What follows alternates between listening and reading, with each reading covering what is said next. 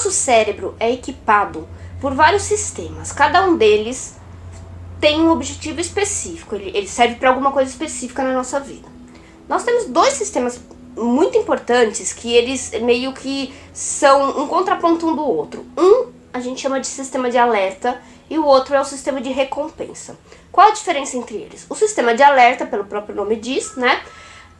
Ele serve para nos alertar do perigo, do medo. Então tem áreas específicas do cérebro, uma delas é a amígdala, que é uma bolinha bem pequenininha, fica lá dentro do cérebro, não é a amígdala da garganta, é a do cérebro, né? Que ela funciona como um sensor desses de fumaça. Quando tem a fumaça, ele liga lá a água para acabar com a fumaça, certo?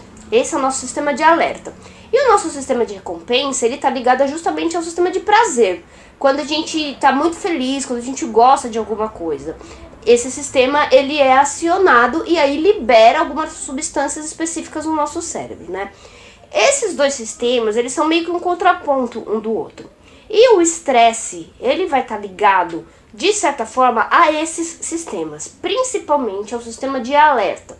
Porque quando nós estamos estressados, é como se o nosso cérebro, essa área que eu falei da amígdala, ficasse mandando a informação de que tem alguma coisa errada, que eu preciso me preparar para o perigo.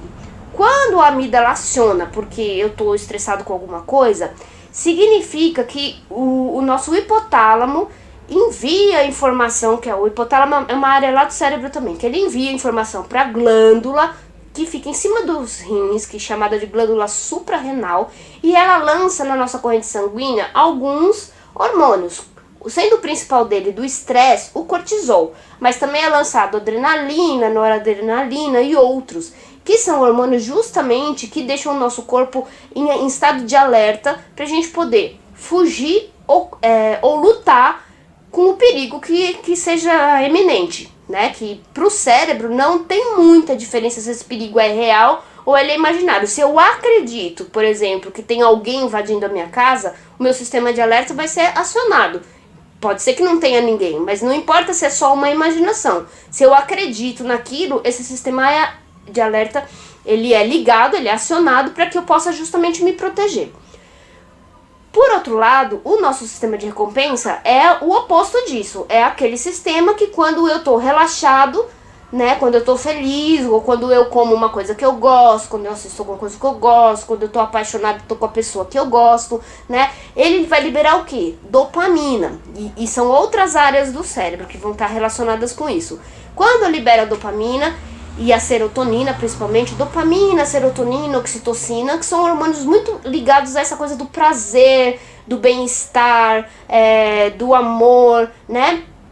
Da plenitude. Então, esses hormônios, eles nos dão relaxamento, eles nos dão a felicidade, digamos assim, né? De um modo bem grosseiro. E aí, o que acontece? Quando eu tô estressado, é como se fosse uma gangorra. Então, quando eu tô estressado, eu tô com o meu sistema de alerta muito ligado e o meu sistema de recompensa lá embaixo, certo? Logo, o que começa a acontecer? O meu cérebro, como ele busca, geralmente, o equilíbrio, ele começa a querer ter que aumentar esse sistema de recompensa para justamente equilibrar. Então, é quando, por exemplo, aumenta o risco de a gente entrar nas drogas, ou a gente começa a comer mais, porque o cérebro começa a querer buscar coisas para aumentar o nível de dopamina, para diminuir esse sistema de alerta, né?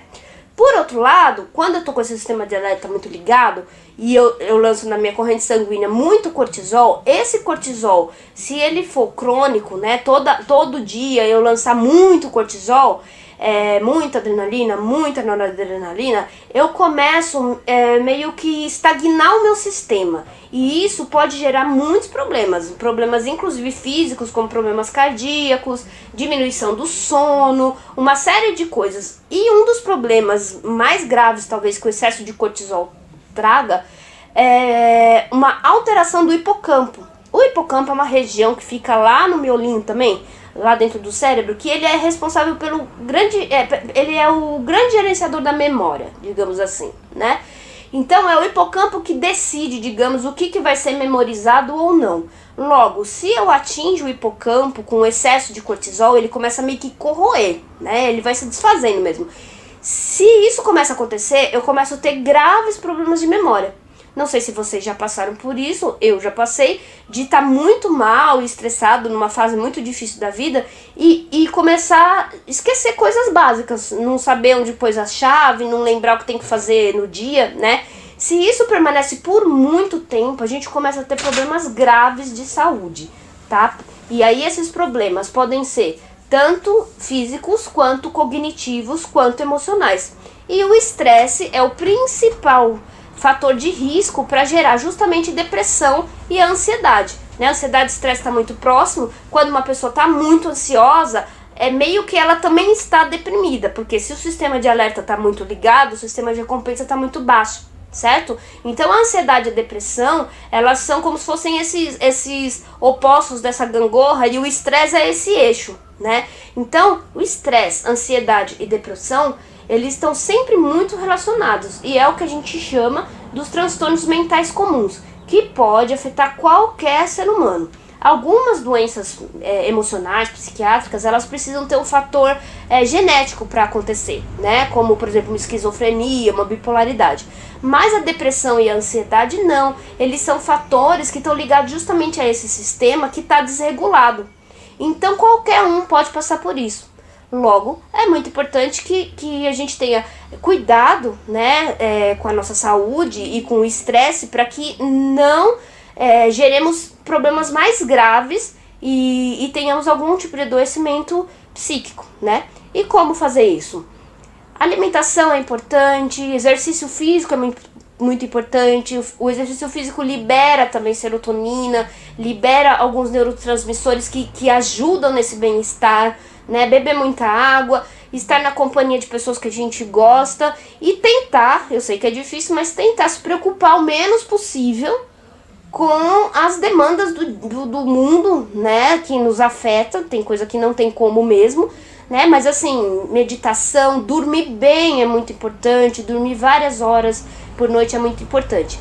Então, vamos tentar cuidar da saúde, tentar diminuir o nosso nível de estresse, porque assim a gente evita de adoecer emocionalmente. É isso que eu gostaria de falar. Muito obrigada.